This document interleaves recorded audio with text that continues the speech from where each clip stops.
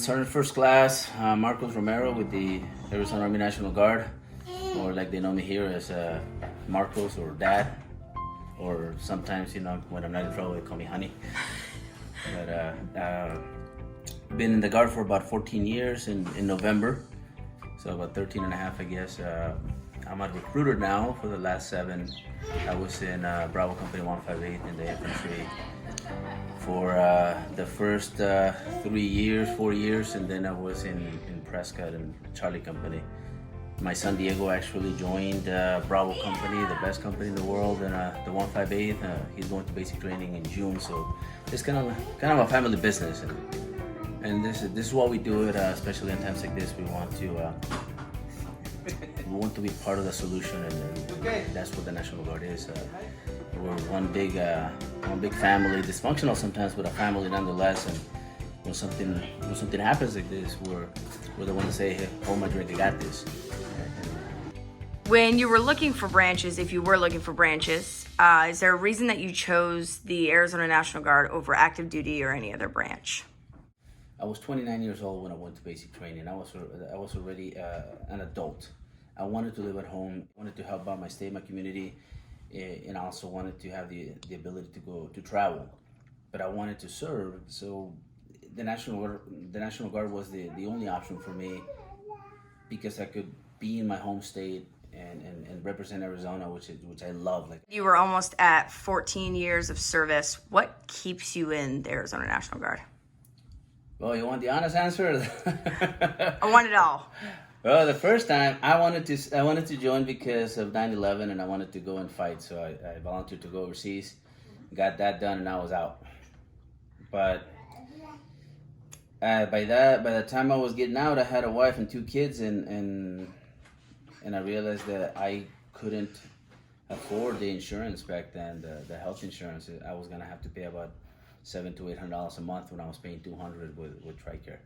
So when I transitioned to recruiting, it was a good fit. And now I felt that I wasn't working for commission anymore, but I was working for, once in a while you get that letter or that email, that phone call, somebody that you haven't talked to in a year or 2 years, and they say, "Hey, thank you so much for giving me that chance, and I really appreciate what you did for me." That's what kept me the second time around. And So your son joined the Arizona Army National Guard at 17 years old, and you did not have to coerce him to do such? no. Did you recruit your own kid? It's a family business.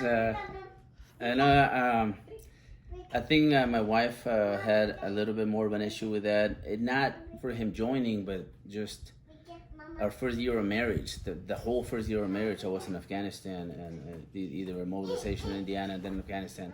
So she knows what it's like to be worried for that long.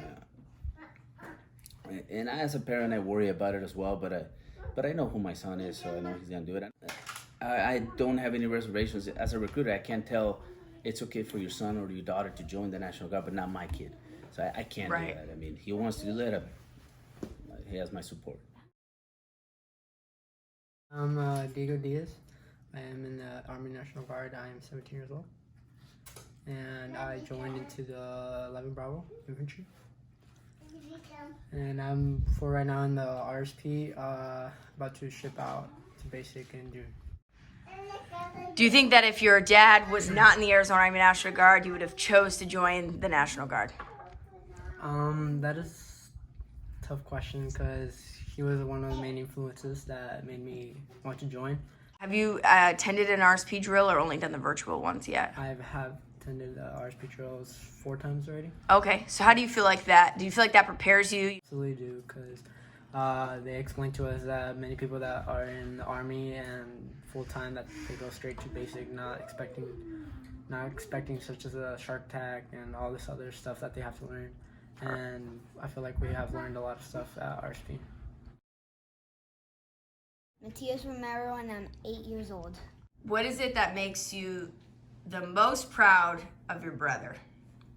I mean, yeah, I'm proud of him. But like I said with my dad, I want him in my life and I don't want him to go away. Yeah, that's hard, huh? But for the most part, your dad gets to stay home now, right? And he works here in Arizona? Mm-hmm. So that's pretty cool. Dad comes home Monday through Friday? I actually don't keep count. So what do you think the best part about your dad being a soldier is?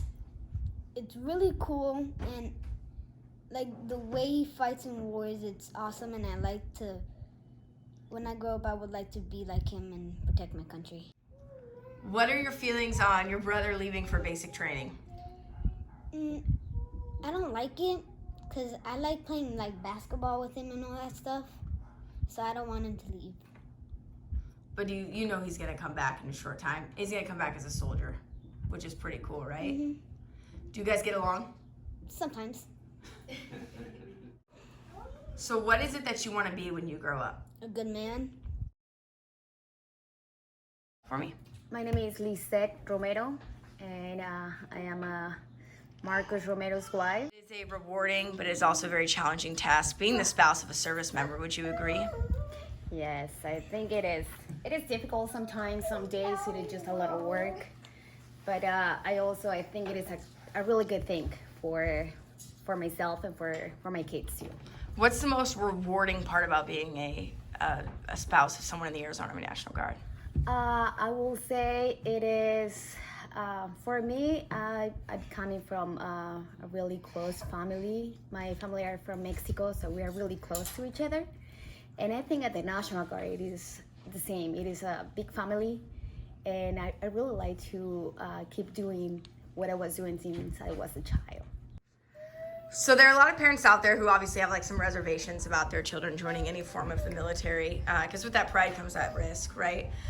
Can you explain to me what the day was like when Diego swore into the Arizona Army National Guard? Well, it was more for me like when I noticed that my little one just grew up too fast. And then when he was leaving, I was just like thinking inside of me, like, I think we just did a really good job on Diego, and then he's gonna continue with that tradition, just being good, and for himself and for everybody else and the family of the National Guard. Earlier say that it kind of changes. You now want to, or have always put people in the Guard who are the best of the best, but hits a little bit more close to home now that those people are going to be serving alongside your son. Would you agree? Yes, exactly. My motto, or my thing has always been as a recruiter is, if I don't feel like I could trust you in my home, then I don't want you in my National Guard. And now more than ever, and I steal those words from my battalion commander. He said, like, now more than ever, we gotta hold the line, and we gotta. The best of the best are out there, and they want to serve, and we want to be available for them to be able to do so.